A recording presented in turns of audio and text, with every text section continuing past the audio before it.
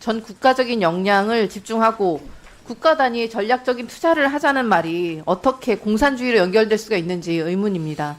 TSMC도 첫 자본금은 국가가 투자했고 미국에서는 트럼프 대통령이 국부펀드를 만들고 국부펀드가 인텔 파운드리 대주주로 민간은 이에 투자하는 방식이 고려되고 있다고 합니다. AI 춘추 전국 시대입니다.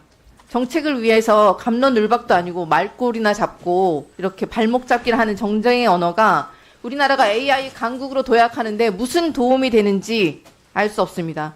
따로 추가 질의 드리겠습니다. 네이버 이정규 전무님 질의 드리겠습니다.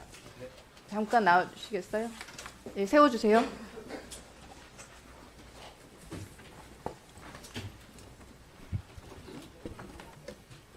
네, 전무님. 서부지법 폭동 사태 기억하십니까? 네, 뉴스로 접한 적 있습니다. 네.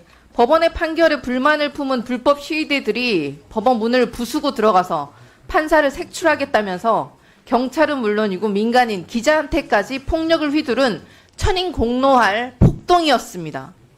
대한민국에 살면서 법원을 타겟으로 한 이런 폭동을 보신 적이 있으십니까?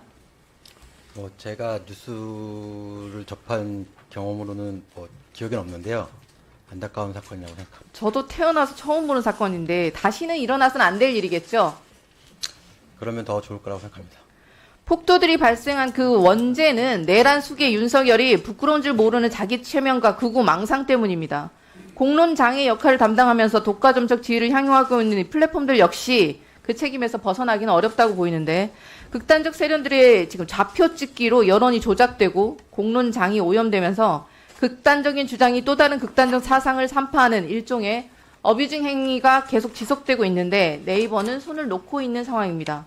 네이버가 제공하고 있는 서비스가 오염되고 있는데 강 건너 불구경하듯 바라만 보고 있다는 비판이 끊이지 않고 있습니다. 네이버는 기사 서비스를 제공하면서 이익이 크지 않다고 항변하는데 플랫폼 기업들의 그 특성상 서비스 이용자들 자체가 기업자의 자산 아닙니까? 네이버가 쇼핑 서비스 등의 이윤을 남기는 모든 서비스들에 활용되는 기초 자산이지 않습니까? 네, 의원님 말씀대로 네이버를 이용해 주시는 분들이 저희 자산인 것은 분명하고요. 다만 말씀 주신 대로 그런 부분들에 대해서는 좀 더 고민을 더 해야 된다고 생각합니다. 네. 극단적 세력들도 자신들의 돈벌이 활용될 수가 있으니 플랫폼 자체가 오염되고 있는데 네이버가 가만둔다는 그 비판에 대해서 뼈저리게 느끼셔야 할 것 같습니다. 오죽하면 네이버가 극단적 세력들과 공생한다는 얘기까지가 나오겠습니까? 이렇게 썩어 골마가는 서비스가 지속 가능할 수 있다고 생각하십니까?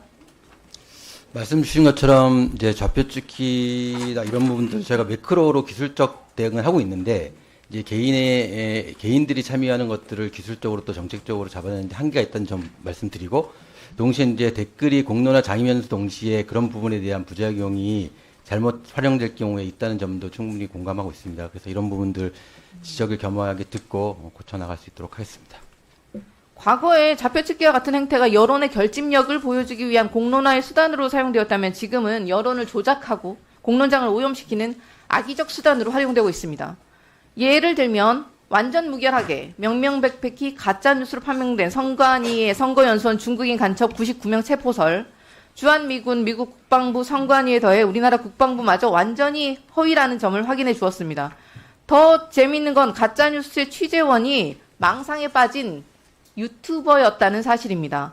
아무런 근거조차 없는 가짜뉴스인데 어떻게 되었습니까? 네이버 댓글 곳곳마다 극우 세력들의 좌표 찍히고 중국 간첩이 부정선거를 일으켰다는 등 민주주의 시스템 자체를 붕괴시키려는 시도가 버젓이 벌어졌습니다. 국민의힘 갤러리, 신남성연대 등에서 화력 지원을 요청을 하면서 기존에 있던 댓글들이 보시는 것처럼 갈아치워지고 가짜뉴스로 도배가 되는 현상이 지금도 반복되고 있습니다. 더 큰 문제점은 단순히 가짜뉴스를 퍼뜨리면서 공론장을 오염시키는 수준을 넘어서 우리 사회를 극단으로 분열시키고 반대편은 무조건 척살해야 될 대상으로 낙인 찍고 있다는 것입니다.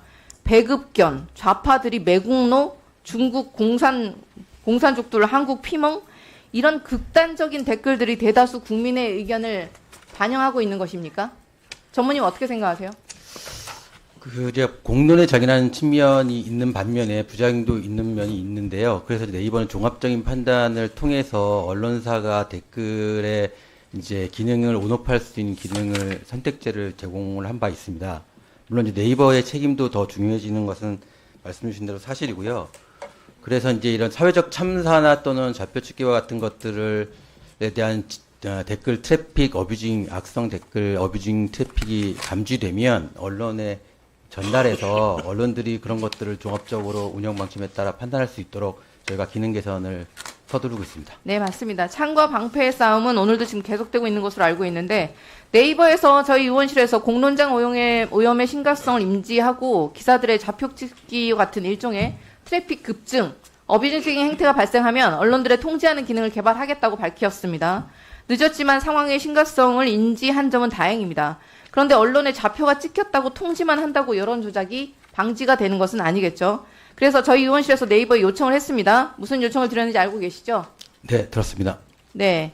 네이버가 무엇이 가짜 뉴스인지 판별하고 좌표 찍기 자체를 금지시키라는 것이 아니라 기사를 보는 대중이 직접 판단하게 하자.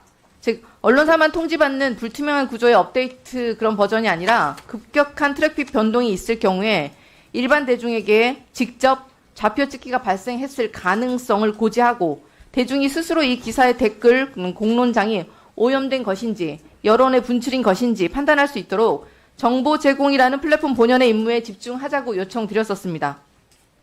맞죠? 네, 그렇습니다. 그 리터러시 관점도 굉장히 중요하고요. 그래서 이제 그 부분은 저희가 언론사의 댓글 선택제 하에서는 이제 저런 부분들을 유저들한테 안내하는 부분에 대해서는 조금 더 밀착적인 협의가 좀 필요해서 그 부분들을 계속 논의해 갈 수 있도록 네네. 하겠습니다. 마치 암호화폐 거래소처럼 급격한 변동이 있을 경우 유의 표시를 달도록 하고 이용자가 판단할 수 있도록 하자는 것입니다. 좌표 찍기로 인해서 공론장 오염을 방지하더라도 새로운 오염원이 발생할 수밖에 없는 것은 현실입니다.